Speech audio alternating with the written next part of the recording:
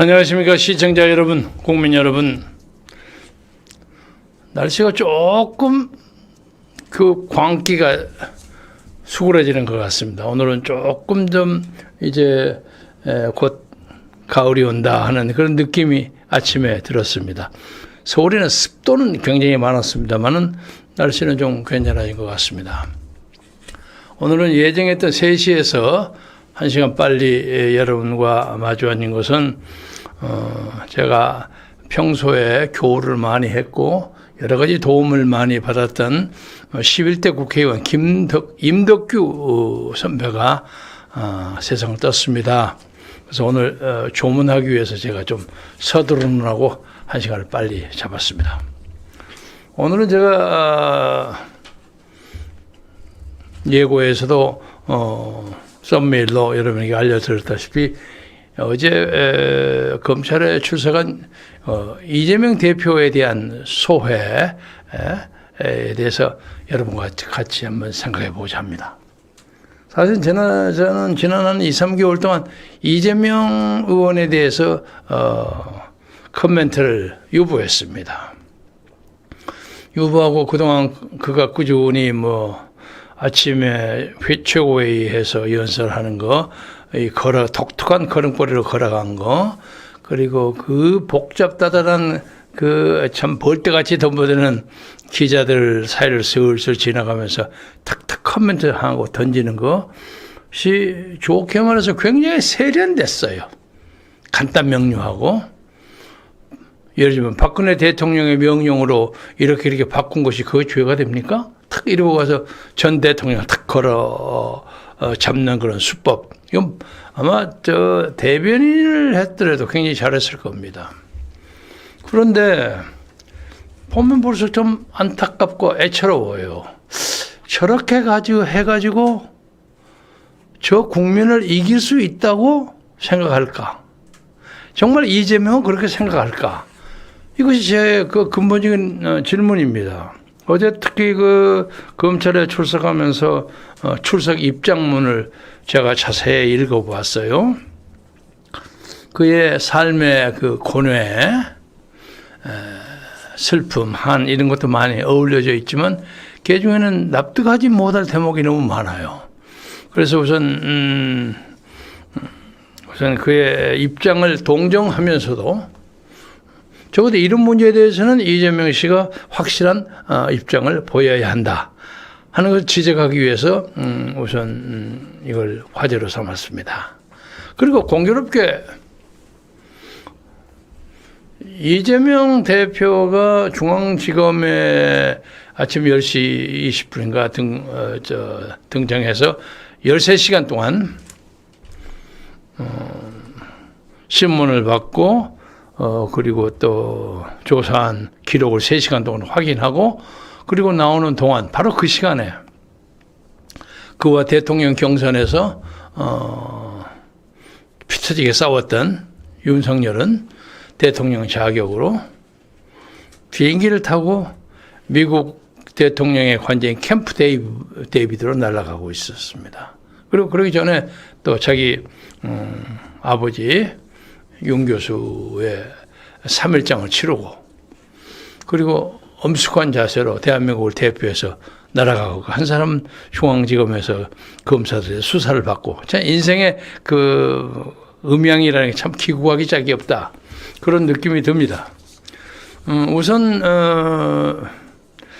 제가 이 입장문에서 질문하고 싶은 게 있습니다. 벌써 4번째 소환입니다. 저를 희생 제물로 찾아서 볼 거 없어요.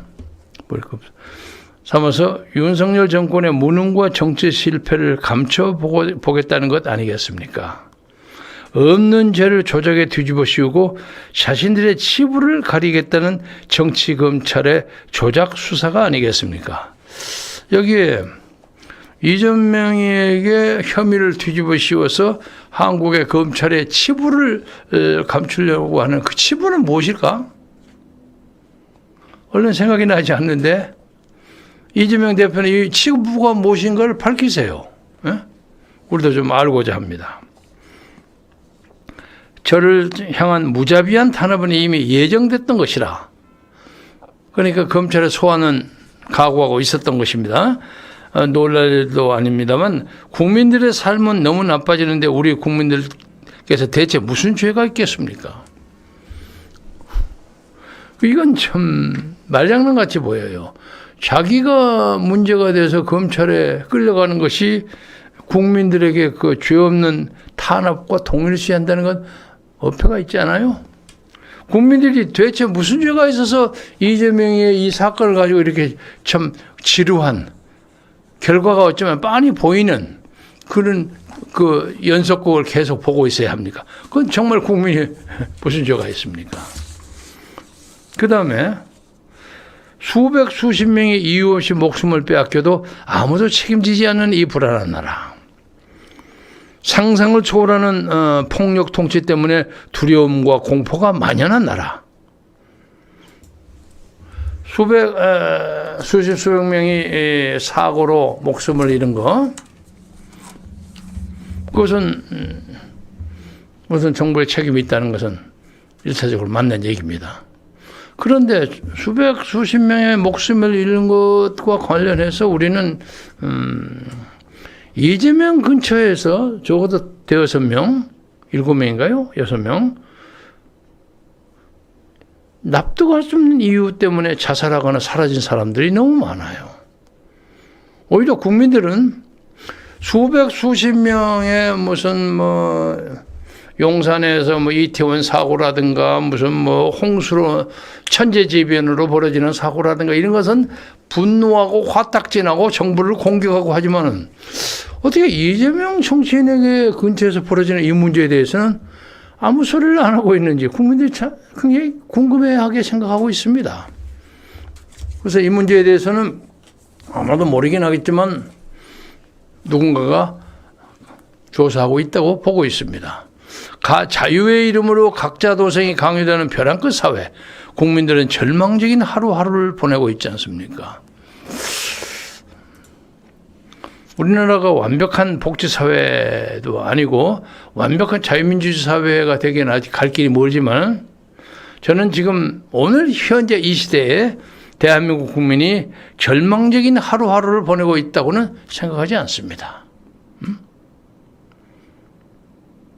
경제적인 문제나 사회 문제, 안전 문제, 국방 문제, 국가의 그 품격의 문제, 문화의 창달 문제, 이런 문제에 대해서 다 보태도 저기서 이재명 대표가 나를 다 쳐다보고 있네. 그렇게 절망적인 하루하루가 아니다. 오히려 우리 국민 중에 상당히 많은 사람들이 이 엉망인 정치, 그리고 대통령 선거에서 벌어지는 여러 가지의 의혹, 이런 문제가 지지부진하고 끌리고 사법 제도를 이용한답시고 그냥 왔다 갔다 하고 혐의를 받는 사람이 그냥 옛날 독립운동하다가 잡혀간 사람처럼 막 큰 소리 꽝꽝 치고 국민 여러분 정말 절망적인 하루하루 보내고 있지 않습니까? 위안이랍시고 하고 하는 것에 오히려 국민들이 더 절망하지 않는가?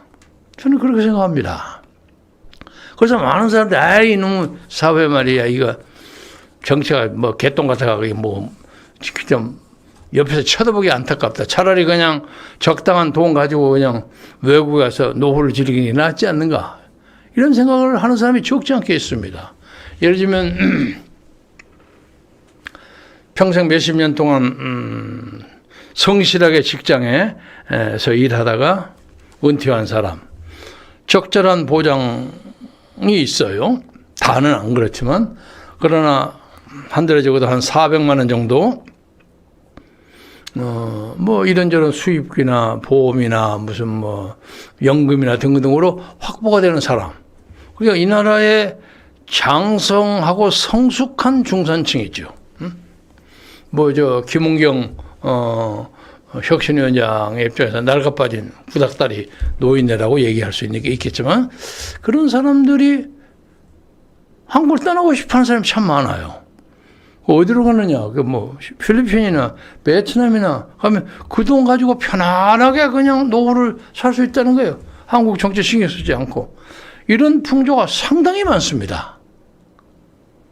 나는 이것은 국가 국민적 단합에서 상당히 중요한 문제라고 생각합니다. 그런 사람들이 다소 불편하다고 할지라도 한국 내에서 적절한 요양시설, 적절한 그 은퇴시설에서 땀 흘리면서 노동도 하고 또 운동도 하고 친구들과 어울리면서 그렇게 노후를 즐기는 것이 소위 우아하게 나이 먹기. 미국에서 그런 말이 있습니다. 그레이시오스 에이징이라고 합니다. 그런 우아하고 품위 있게 나이 먹으면서 사는 그런 노년층, 은퇴층이 있는 것이 그 사회가 안정화됩니다. 그 사람들이 가지는 정치적 견해가 국민의 여론에 상당히 중요한 부분을 움직여갑니다. 우리나라의 경우에 요새 MZ세대 있고 G세대 있고 많이 있잖아요. 발랄하고 좋아요. 우리가 생각하지도 않는 새로운 것을 많이 창출해 내리라고 생각합니다. 문화의 문제에서나 뭐 AI 문제에서나 뭐 새로운 기술 개발에 있어서는 우리의 상상을 뛰어나는 참 한국의 천재들이 많이 나오리라고 생각합니다. 요새 여러분 KBS에 보면 인도 천재라는 프로그램 쭉 나오죠. 인도가 대단한 나라입니다. 말이 좀 옆으로 갑니다만 제가 외국에서 살 때 인도 사람들이요 처음에는 굉장히 웃긴다고 생각했어요. 이 우선 인도 사람의 발음을 저는 I'm not going to do this 영어를 부시기 때문에 우리같이 서투른 사람은 정확한 영어를 들어야 한단 말이에요. 그래서 pardon me, excuse me가 몇 번 물어요. 그런데 영어는 유창하게 합니다. 왜냐하면 100년 이상을 영국의 식민지에서 살았기 때문에. 그런데 그 사람들이 굉장히 머리가 좋습니다. 그래서 사람들은 그 아리안 민족의 그 종교가 힌두교니 뭐 이런 식으로 해서 그 명상을 많이 한다는 거죠. 메디테이션을 많이 해서 그 AI나 이런 것에 새로운 그 기술을 개발하는 그런 미국의 실리콘밸리 같은데 그래서 인도 사람들이 압도적으로 많아요. 인도 천재들이. 요새 인도에 가보세요. 인도의 그 인디안 인도 기술 테크니컬 칼리지 뭐 이런 데서 굉장히 들어가기 어렵고 이 사람들이 세계를 석권합니다. 그런데 옛날에는 우리가 인도 사람들 말이야 거짓말 잘하고 어디 가면 인도 사람들 뭐 물건 있으면 다 잘 가져가고 근데 그게 뭐냐면 무슨 컨벤션 같은 데에서 그 자료가 있으면 다 챙겨서 갑니다. 이 사람들이. 그래서 그런 것이 요새 아주 긍정적으로 21세기에 들어서서 인도 문화의 창성. 지금 인구가 한 13, 14억 되죠, 아마? 아마 제가 보기에는 21세기 중반에 들어서면 인도가 중국을 훨씬 앞질 겁니다. 그럴 겁니다. 그리고 그냥 인도가 전 세계의 어떤 그 기술의 중심지가 돼갖고 많은 국가가 인도에다가 막 공장 짓고 난리칩니다. 그렇습니다. 그리고 인도 사람들이 영국 가보세요. 영국의 프라임 미니스터, 총리를 비롯해 그 영국 사회의 중요한 포스트를 인도 사람들이 무지하게 많이 차지하고 있어요. 굉장한 민족입니다. 그런데 한국하고 비교를 해보면 한국이 언제 그런 나라가 될 것인가. 좀 우울해요. 그 전망을 해보기에. 그런데 인도가 맨 처음에 그 2차 대전 끝나고 난 다음에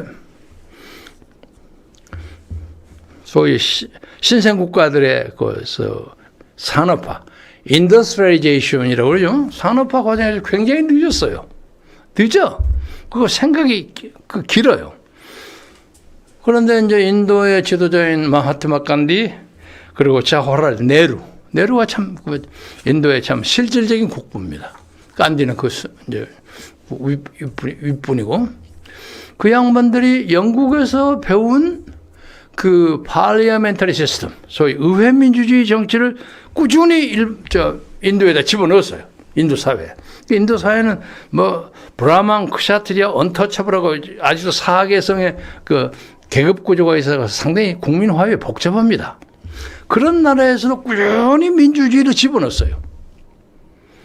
그게 집어넣어가지고 그 사람들이 수가 많아서 투표를 하고 난 다음에 그걸 개표를 완성하려면 며칠이 걸리고 막 엉망이에요. 그런데 꾸준히 했어요.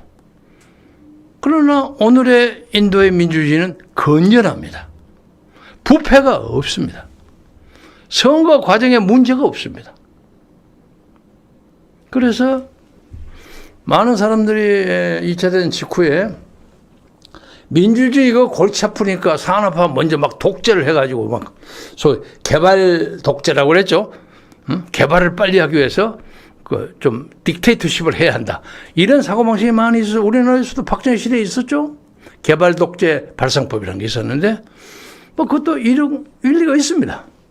그러나 개발 독재를 하고 산업화를 만들어 놓고 나니까 사회의 여러 가지의 문제, 소위 의회 민주주의, 정치의 문제, 모랄의 문제가 엉망진창으로 그냥 아주 그냥 엉망이 돼버린 거예요. 아주 터모일이라고 할까? 아주 진흙 바탕이 돼버린 거예요. 그 우리나라의 정치라는 것은 다른 나라에서는 상상할 수 없을 만큼 돈이 다 정치를 유지해요. 다른 지역에 가보면 그렇지 않습니다. 여러분이 외국에 다 돌아다니셔 방문해 보신 분은 알겠지만 일본도 그러하고 미국의 경우에도 1950년대 60년대 초까지도 미국에도 부정선거가 많이 있었다고 합니다. 그래가지고 선거를 한다 하면 태번이라고 해요. 주막집이죠. 우리나라 말로 주막집. 그러니까 스카치 먹고 하는데 그런 거 있죠. 오케이 목장에 결투에 나오면 탁 그 술집에 앉아서 탁 총 보고 싸움하고 하는 그게 바로 태번입니다.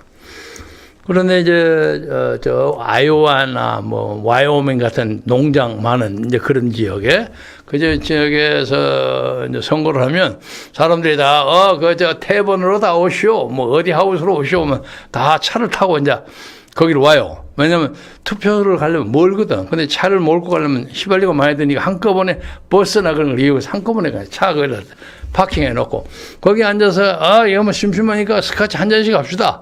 스카치 한 잔씩 먹는데 어쩌다 보면 스카치 2잔 석 잔 먹어 얼큰해 취해지는 거예요. 그러니까 거기에 이제 뭐 꾼들이 와가지고 케네디가 저거 아니야? 그렇지, 이거 케네디가 사는 거야? 그런 식의 선거운동을 해가지고 태번에서 술 취한 사람들이 투표장에 가서 뭐 예를 들면 케네디, 존슨이면 존슨을 찍는 그런 선거 부정이 꽤 많았어요. 그게 문제가 많이 됐습니다. 그래서 나중에 절대로 거기 가지 말아라 하고 이제 그런 난리가 벌어져서 오늘의 미국의 선거 시스템은 뭐 트럼프 전 대통령은 뭐 부정선거에다 지금도 열심히 떠들고 있지만은 그러나 전반적으로 굉장히 깨끗해졌습니다. 그러니까 깨끗한 선거 제도, 깨끗한 절차, 그리고 부정선거가 완전히 배제된 선거제도가 있어야만 그 민주주의가 발전합니다. 그러니까 뭐 부정선거하고 선거 조작하고 기결을 적당하고 민주주의 행사가 그건 민주주의가 아니에요. 그건 권력의 오리가키. 가짜예요, 그건. 그래서 우리나라가 지금 엄밀하게 말해서 그 가짜 민주주의를 벗어나는 합리적인 수준으로 막 올라갈까 말까 하고 턱걸이하는 입장이에요. 그런 입장입니다. 그런데 이 턱걸이하는 입장에서 지금 이재명 후보가 받는 혐의라는 거 뭐냐면 돈과 무슨 개발의 이익과 뭐 여러 가지의 무슨 하여간 조폭과 이런 걸 관계해가지고 그 전체를 부정부패 구조화해서 선거를 치르려고 했기 때문에 이것이 역사적으로 시대사적으로 중요한 심판을 받아야 할 대상이 된 겁니다. 이재명 씨. 귀하가 그런 문제의 주인공이 된 거예요. 단순한 어디 가서 그냥 뭐 김용희가 돈을 받았는데 뭐 돈을 주었다고 했던 유동규가 돈을 주었다고 하는 그날 뭐 김용희는 뭐 다른 데 가 있었다. 알리바이가 있다. 어떤 놈이 어떤 자가 자기가 딴 데 가 있었다. 지금 또 그것도 거짓말로 드러나지 않습니까? 이런 문제를 보면서 대한민국의 민주주의가 정말로 한심하구나 하는 생각이 드는 거예요. 그래서 유감스럽게 귀하가 이 나라 민주주의의 그 성패를 결정하는 중요한 바로미터에 서 있어요. 근데 유감스럽게 교화가 그래서 살리는 입장이 아니라 그걸 패망시키는 마스코트로 걸려 있단 말이야. 그래서 우리가 그걸 보기 참 안쓰럽고 뭐라고 가련하다 그런 느낌이 드는데, 그런데 여기서 쭉 보면서 지금 현 정부가 상상을 폭력하는 초월하는 폭력 통치. 난 윤석열 정부를 비판하는 사람이지만, 비판적 지지라고 했죠. 그렇지만 윤석열이가 폭력 통치한다고 생각하지는 않습니다. 응? 저 전두환 시대를 그랬다면 또 일리가 있죠. 응? 이게 좀 과장 아닌가. 그리고 뉴스를 안 보는 것이 이 힘든 하루를 견디는 유일한 방법이라는 탄식. 그건 맞아요. 많은 사람들이 틀면 이재명이가 검찰에 가서 뭐라고 하면서 하는 말이 전부 진실이 아닌 것처럼 느껴져요. 대단히 미안한 말이지만 가짜처럼 느껴진단 말이에요. 그리고 우리가 언제 이런 드라마 이상한 거 판토마임을 봐야 하느냐 그런 느낌이 듭니다. 그리고 눈을 탁 떠보니까 후진국이라는 한다. 왜? 우리가 후진국 아닙니다. 이건규 회장이 그랬다고 그랬죠? 경제는 1등이나 2등인데 정치만 3류나 4류를 달리고 있다. 이게 맞아요. 우리가 이제 먹고 사는 것도 전반적으로 다 100% 평등하고 편안하게 살 수는 없지만 약간의 차이가 있는 겁니다. 그러나 우리가 기술의 문제나 경제 발전의 문제나 국제적 위상의 문제나 여러 가지로 지금 국민의 소득의 문제나 선진국의 문턱에 좀 지평선에 목을 걸고 있는 입장이에요. 올라갈 입장이에요. 그런데 이 정치만 선거만 개똥이야 이게. 응? 이재명 씨 지지하는 여성들 개딸이라고 부르는데 부르기가 발음이 좀 좋지 않아요. 그럼 원말은 개혁의 딸을 사람들이 얼른 매서 개딸이라고 하는데, 근데 그 사람들이 개혁의 딸을 개딸이라고 열심히 부르는 것은 이재명의 그 지지하는 그 여성들을 모욕하고 비웃으려고 하는 어감이 포함되어 있는 것이요. 개딸이 뭐냐? 개 같은 딸년들이라는 얘기가 되는 거야. 그 사람들에게는. 그래서 우리나라에서 개혁의 딸이라고 나섰던 많은 이재명 지지자들도 냉정하게 생각했어요. 이제 당신들이 진짜로 개혁의 딸을 하기 위해서 개혁의 딸들이 진짜로 존경할 만한 그런 지도자를 뽑아서 따르세요. 제가 보기에는 이재명은 아닌 것 같아요. 느낌이. 그래서 이재명은 그런 문제에 있어서 후진국이라는 한탄을 들을 마다 제가 차마 고개를 들기 어렵습니다. 이 모든 게 제 부족함, 겸손을 떠는데 그건 맞아요.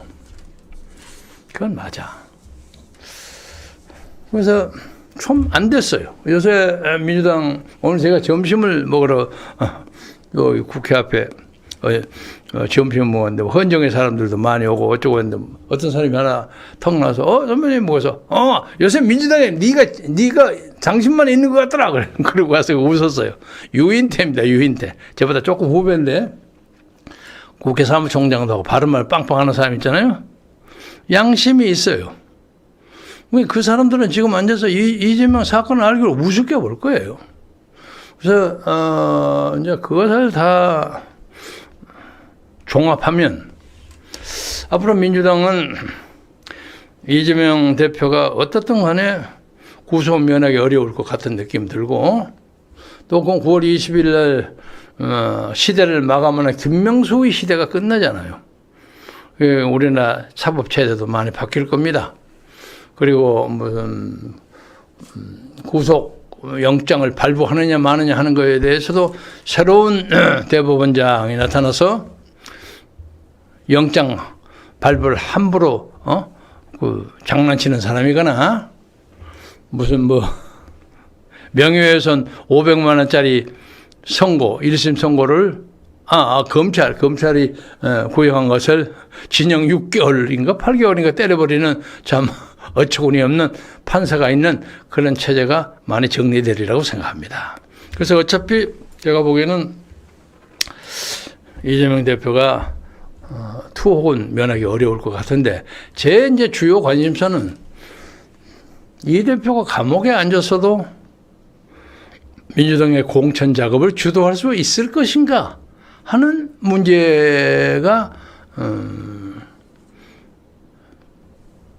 중요한 테마가 될 것 같아요.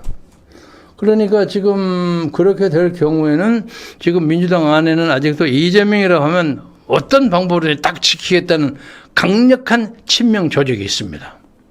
거기에는 이제 뭐 이재명이가 만약 바꿔질 경우에 그것을 맡겠다고 하는 사람이 아마 서울로 봐서는 정청래 의원이 될 것 같은데 이 국민의힘이나 이쪽에 정부 여당 쪽에서 정청래가 대표되면 땡큐입니다 이러는 거야. 그게 무슨 뜻인지 여러분 짐작하시겠죠.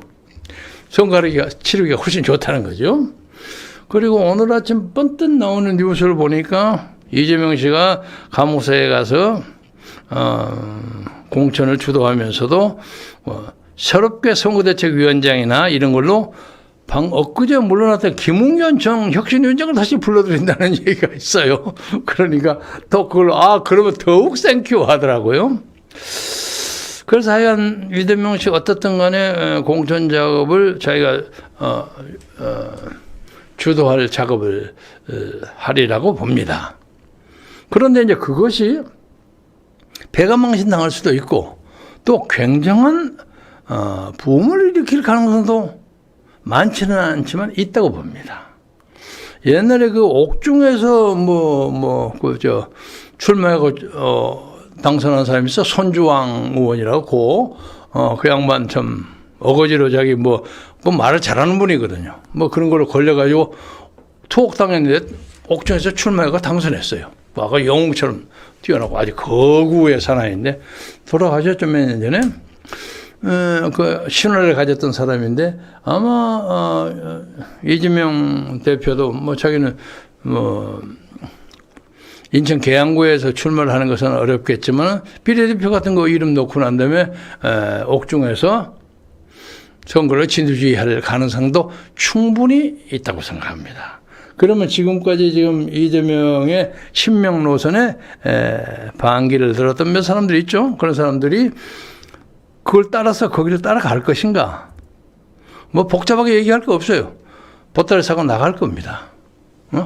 그러고 지금 이재명 대표는 구속 동의안이 국회 오면 그거 오기 전에 나는 그냥 출두하겠다. 사나이답게 출두하겠다 이랬는데 이게 이제 회기가 될 경우에 그것을 국회에다 보내지 않고 그냥 적당히 하는 데는 법률적으로 좀 문제가 있어요. 정치적으로도 문제가 있고. 그런데 만약에 구속동의안을 회부했을 경우에 오늘의 민주당, 더불어민주당 내부로 봐서는 몇 달 전에는 139표 찬성, 132표 반대. 근데 찬성이 7표인가 8표인가 많았습니다만은 그것이 과반수가 되지 않았기 때문에 부결했단 말이에요. 그런데 이제 139표에서 10표가 부르면 149표가 되면 과반수가 딱 됩니다. 우리가 지금 완전히 300명이 아니니까. 그러니까 10표가 더 추가가 될 것인가 안 될 것인가. 많은 사람들이 그 10표는 훨씬 더 상회할 거라고 생각하고 있어요. 이재명 대표도 그렇게 보는 것 같아요. 그래서 나 구속 여부를 국회에서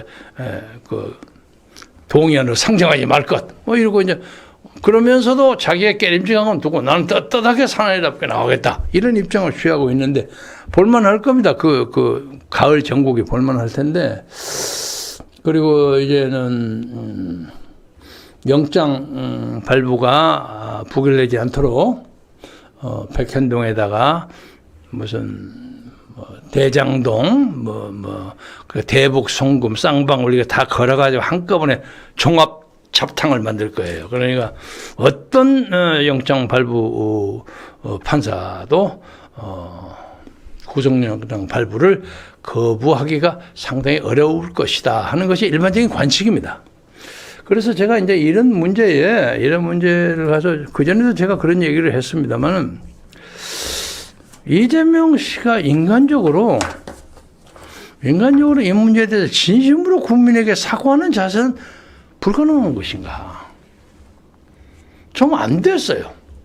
그리고 앞으로 그전에 제가 거의 그런 말씀 드렸습니다만 50년, 100년 후에 우리 후학들이 정치 드라마를 많이 만들 거야. 뭐 제3공화국 이런 것, 제7공화국 만들 텐데 그때 이재명을 어떻게 만들 것인지 참 궁금하기 짝이 없어요. 자기가 꾀를 만드는데 이렇게 해가 깨지고 이렇게 되고 말이야. 뭐 어떤 중요한 사람이 오늘 순식간에 없어져 버리고. 그런데 이 우둔한 정권은 그 사람이 왜 사라졌는지 그 근처를 흔적도 못 생길 만큼 이재명이는 거의 완벽한 어떤 프레임을 가지고 뭘 해요. 대단한 인물이야.